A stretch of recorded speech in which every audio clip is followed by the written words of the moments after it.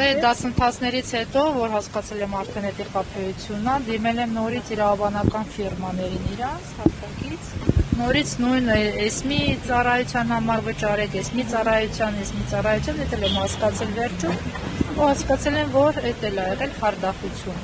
Հիմա եկել եմ 24 թվին դիմել եմ քննչական, ու 24 թվից անց ես ինձ ոչ կանչում են, ոչ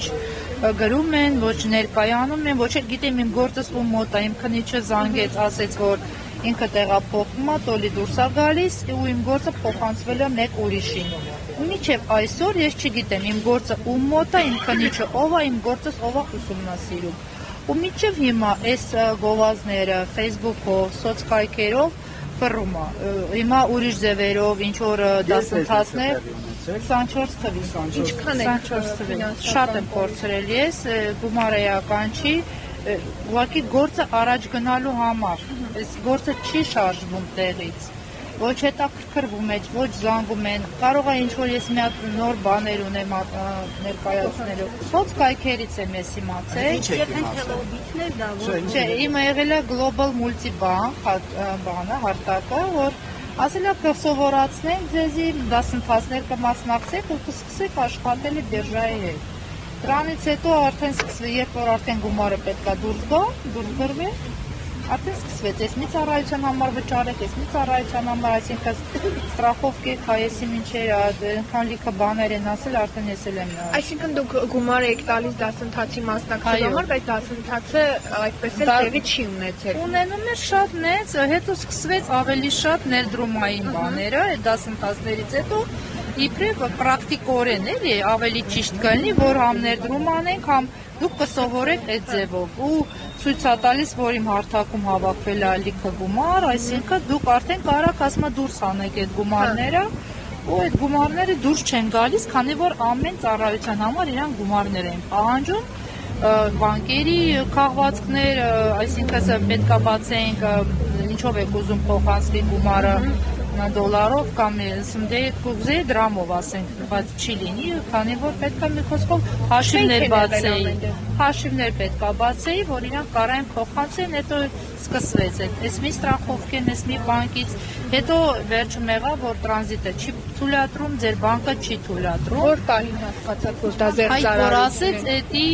որ բանկը արդեն չի թույլատրում, որ մտնի ձեր բանկը։ Մենք ուղարկել ենք տրանզիտ ինչ-որ բանկոմատ կա, այսին տերմինալը չի թողում, որ ձեր հայկական բանկը մտնի ձեր հաշվի վրա նստի, ձեր հաշվի վրա նստի։ Պրոցես ասված է մոտավորապես։ Մոտ մի ամսից 2 ամիս ու պլյուս դրա հետ միասին միանգամից բիրժայում իբր մենք ներդրումներ էինք անում ու սովորում էինք այնտեղից միանգամից, այսինքն քիչ-քիչ գումարներով ու հետո ամեն անգամ ինչ-որ իրանք հնարում են, որ խալվինգ պետք է լինի, ավելի պիտի կրկնվի, եթե